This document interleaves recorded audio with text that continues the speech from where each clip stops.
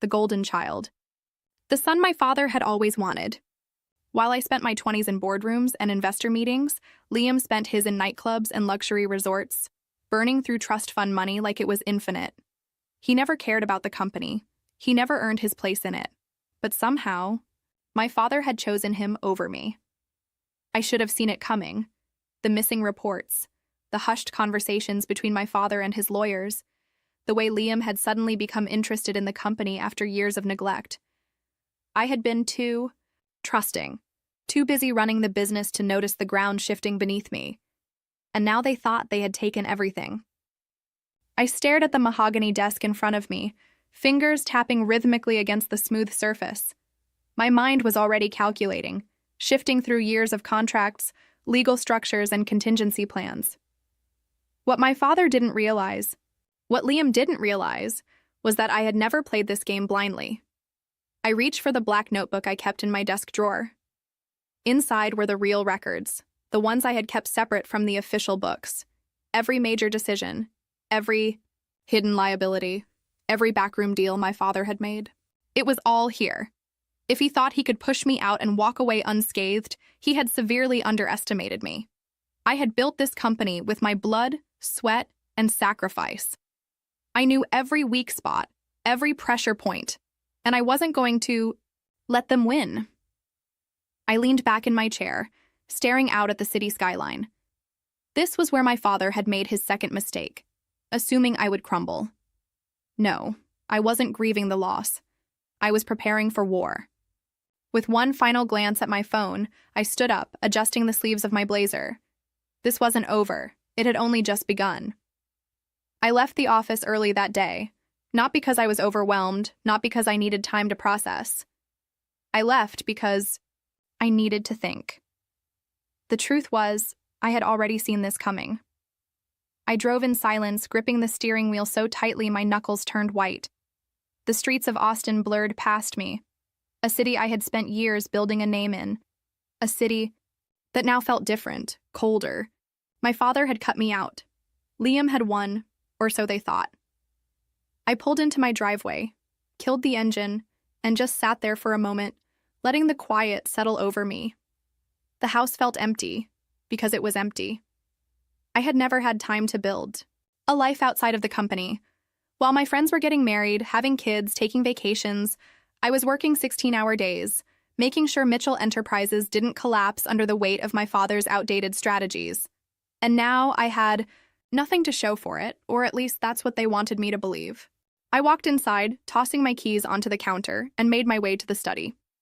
The walls were lined with books on business strategy, negotiations, the things I had dedicated my life to. But tonight, they felt useless. Instead, I grabbed the one thing that had never let me down, my notebook. I flipped it open, scanning the pages filled with years of notes, deals my father had made, hidden accounts, things he never thought I'd notice. I knew my father's weaknesses, and if he had taught me anything, it was that power didn't belong to the one with the biggest empire. It belonged to the one who knew how to burn it all down. I thought back to my childhood, how my father had always preached about loyalty, about family. He had raised me on stories of grit, of perseverance, of earning your place in this world. And yet, when it came down to it, he had handed everything to Liam, the one who had done nothing to deserve it. This wasn't just about money, this was about respect. And my father had made one critical mistake. He had underestimated me. I picked up my phone, scrolled through my contacts, and found the one name I needed, Ethan Carter, my father's oldest friend, the man who had helped him secure the first round of funding when Mitchell Enterprises was just an idea on a bar napkin. Ethan was one of the few people who had always believed in me more than my own father had. I hit call. Tessa, he answered almost immediately, his voice warm but cautious. It's been a while. I need to meet, I said, getting straight to the point. It's about my father. There was a pause, then he sighed. I figured something was going on. Meet me at the club in an hour. I hung up and grabbed my keys. If my father had rewritten the rules, then so would I. The private club was exactly as I remembered, filled with old money men who had built their empires the way my father had. Ethan sat in the back, nursing a whiskey, watching me approach, with the same calculating look he always had. "So," he said, swirling the glass, "tell me what happened." I didn't sugarcoat it. I told him everything. The call, the betrayal, the way my father had handed Liam an empire he didn't deserve. Ethan listened, nodding occasionally, but his expression never changed. "And what do you want from me?" he finally asked. I leaned forward, meeting his gaze. "I want to build something better, and I want to make sure my father and Liam realize exactly what they lost." "No, I won't." "Lose," I said. He nodded slowly. "All right, Tessa, tell me your plan." I exhaled, the fire inside me burning brighter than ever.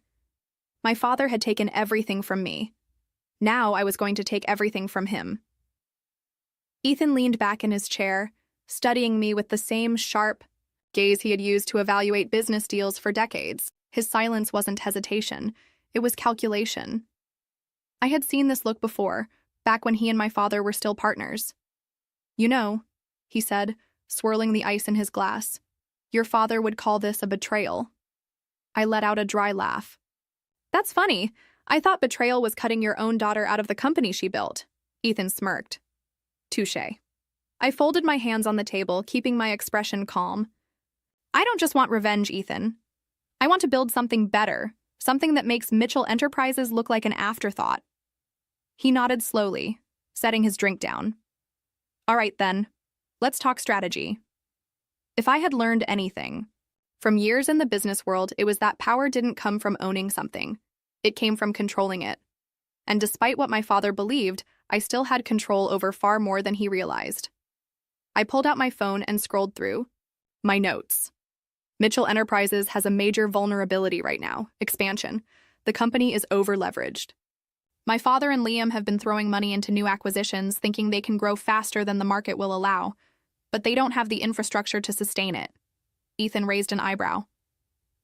"And how do you know that?" "Because I built the infrastructure," I said, meeting his gaze. "I know exactly where the cracks are, and if those cracks get a little wider, the entire thing collapses." Ethan let out a low chuckle. "So you don't want to attack them head-on. You want to let them destroy themselves." "Exactly," I said. Mitchell Enterprises had spent the last year pushing aggressive investments into supply chain logistics. But my father and Liam weren't visionaries. They didn't understand the industries they were buying into. They were operating on blind ambition and arrogance, thinking their name alone was enough to guarantee success.